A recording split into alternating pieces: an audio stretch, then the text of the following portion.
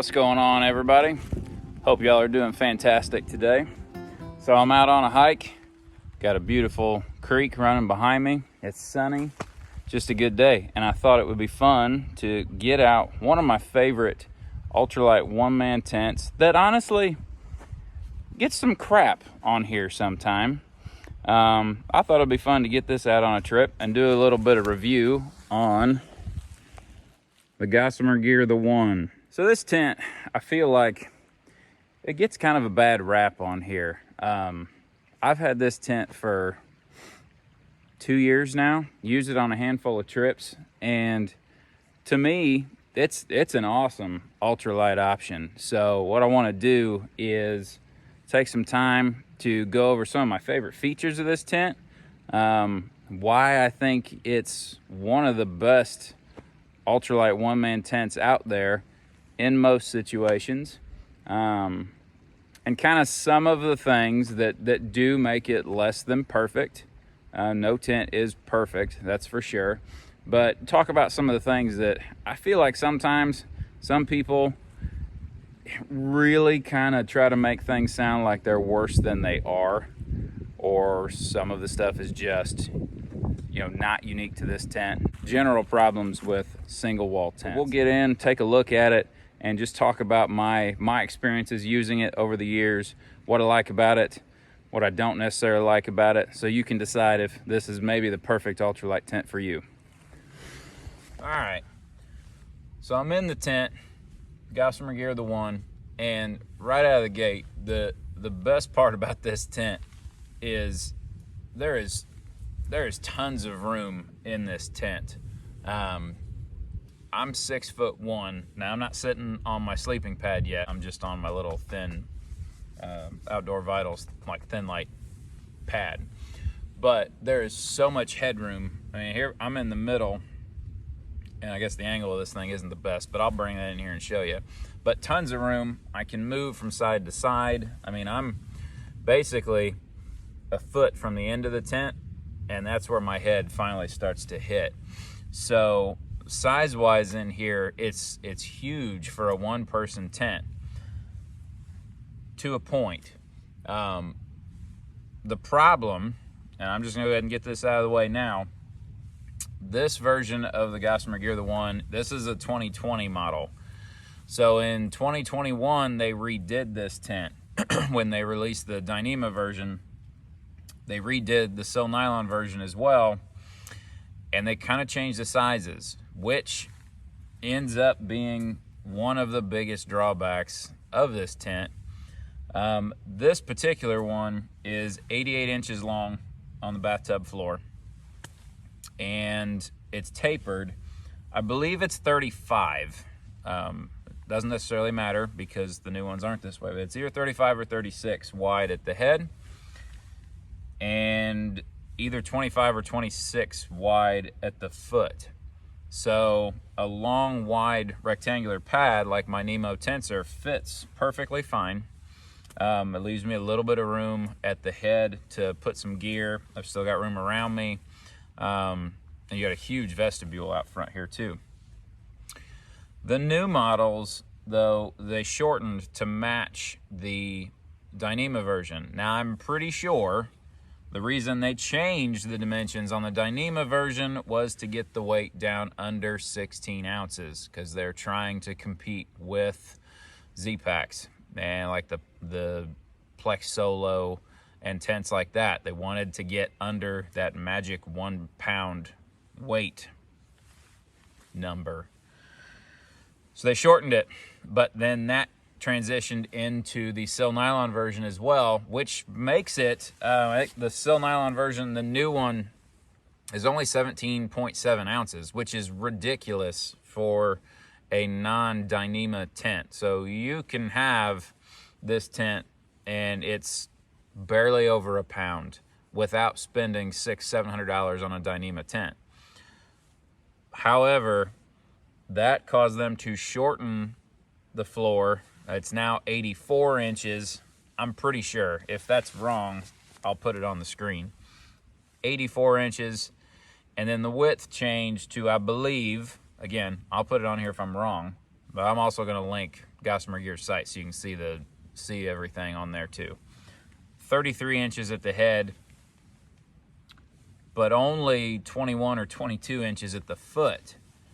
So that really kind of limits the pad you can use. If you don't use a long pad, you're okay. Even a wide pad that's tapered will be okay. It kind of forces you to use a tapered pad, like a mummy style pad.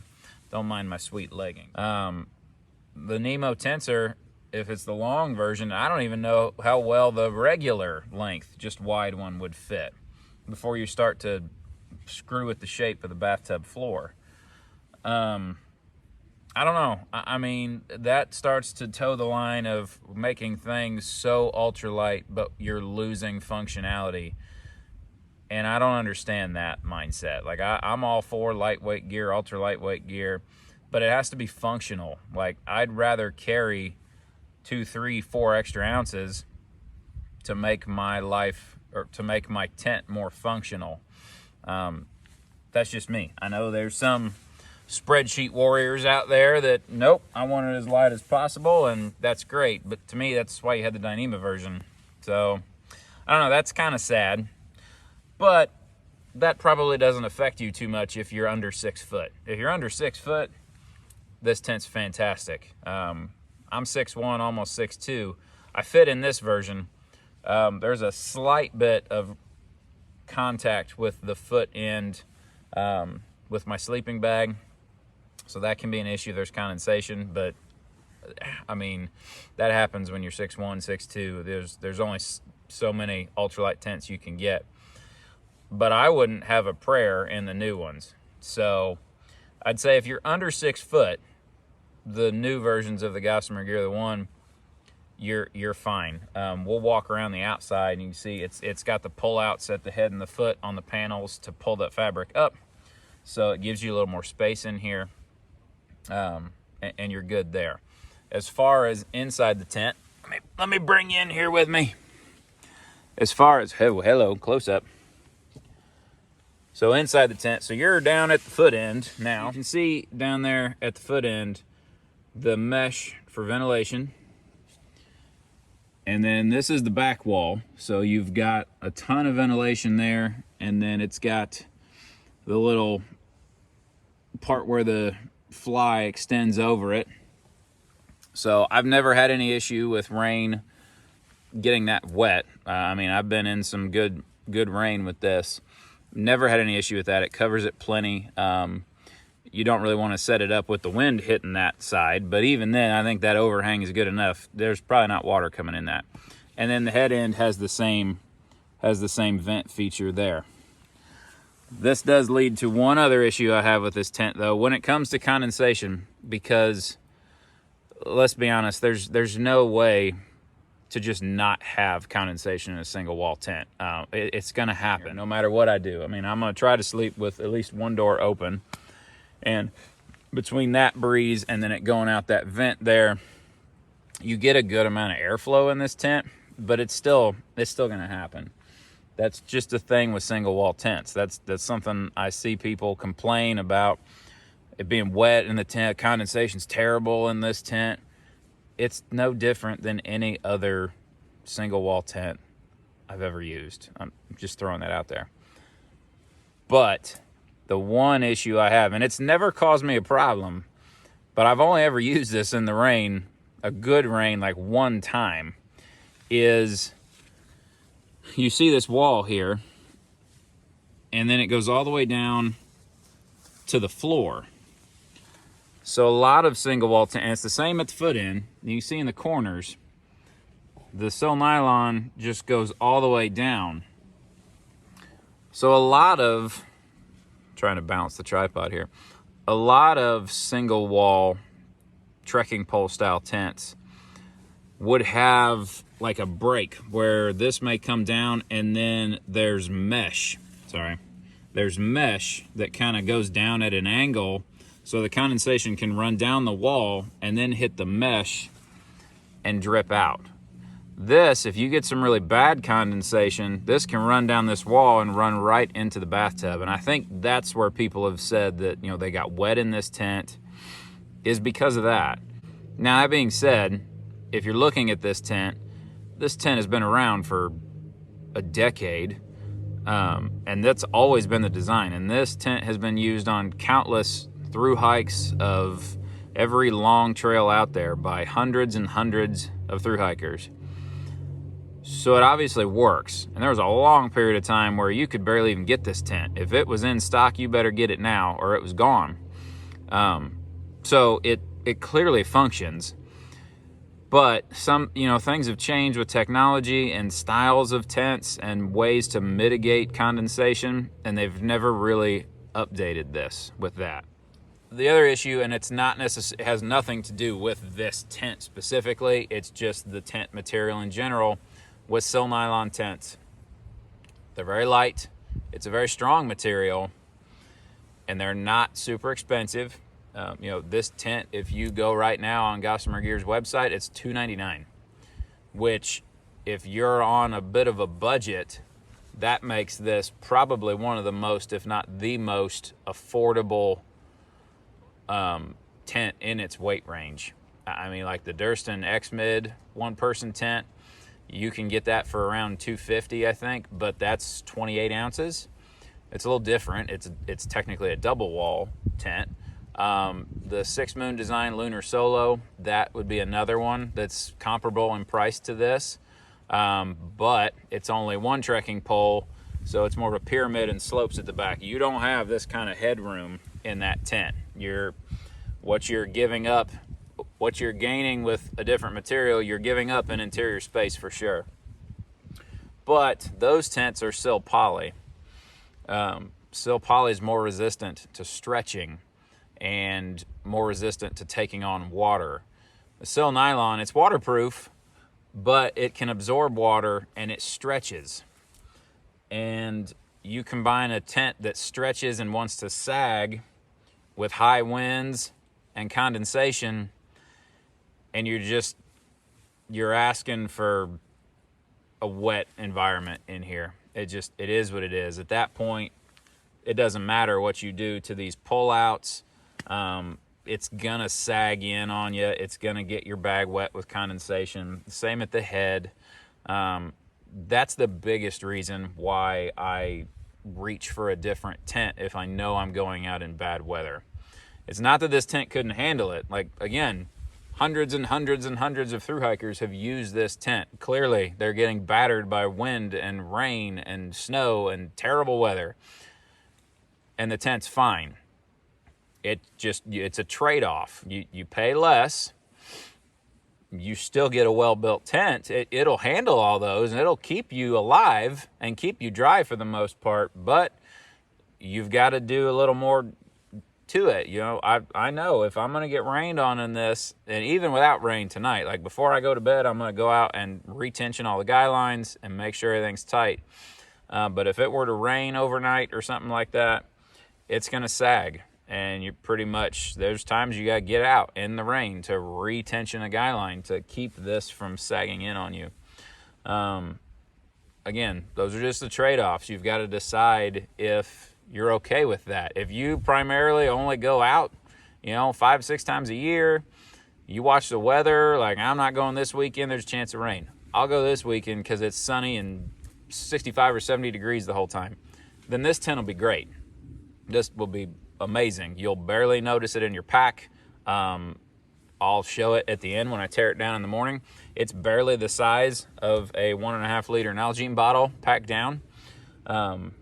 It's great. And if a surprise rain shower or something pops up, you'll be fine. The tent will survive it.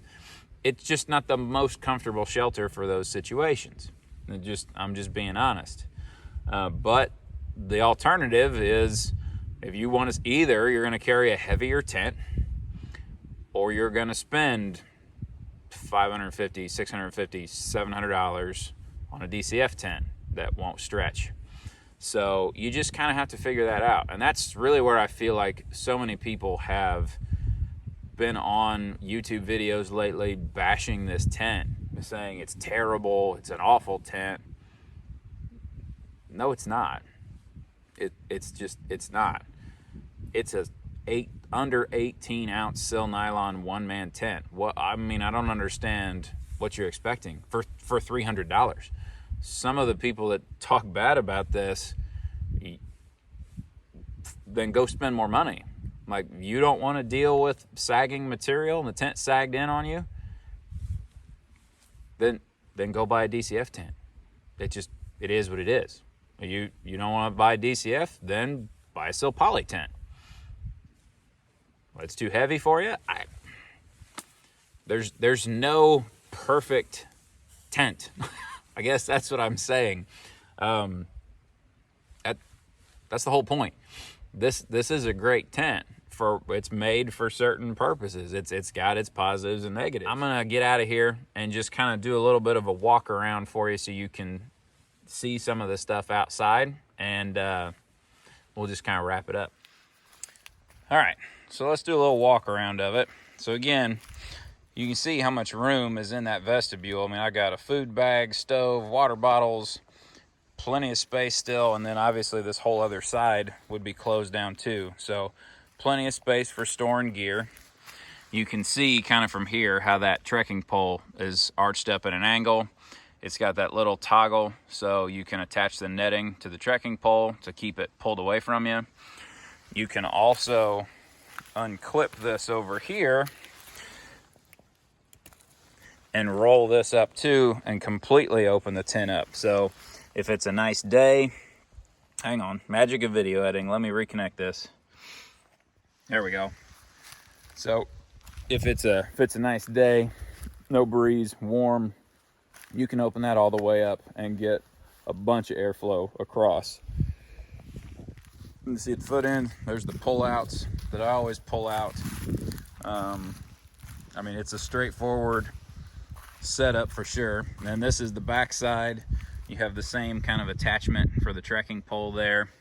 And then that's just the little awning. So it's not really gear storage. And I guess you could maybe put something under there, but it's really just to cover that vent. And then the head end, you can tell it's wider at the head, which is why you want to set the foot into the wind. And then I usually try to find a stick for the head end to just so it kind of pulls that up off of me. I can tell you right now, I haven't been out of the tent in a little while, and it is much windier out here than I thought. So even in a breeze like this, the tent really doesn't move. That's blocking quite a bit of the wind because it's a little chilly standing out here. But just overall, like, I really like this tent. I really like it. I think some people just kind of unfairly talk bad about it. But it's a good tent. I'm trying to keep you out of the sun. It's a good tent. If you're wanting a tent, you're wanting to get into this ultralight, you're wanting an ultralight trekking pole tent, a one-person tent, which they also have the two, if you need a two-person one, which I've owned that one as well. And I have had that one in a few storms, some snow, and other than what I talked about with the material kind of sagging and stuff, it did fine. I mean, it did a great job, and I was perfectly comfortable, never got wet, no issues. So, you know, you're trying to find a tent to get under 20 ounces, one person tent, very compact, but gives you a ton of space on the inside. The Gossamer Gear the One is fantastic. It's not an expedition tent. It's not made for camping above tree line in 60-mile-an-hour winds. You're gonna get condensation in it, but you're gonna get condensation in any single wall tent. It's just part of it. This one is no worse than any other one I've owned, whether it was from Z-Packs or Tarp Tent or Hyperlight Mountain Gear or any of them. Hopefully you got something out of this. Definitely worth checking out. Definitely should be on your list. I'll link my video comparing this to the other two tents I talked about as well. That's all I got. Have a good day.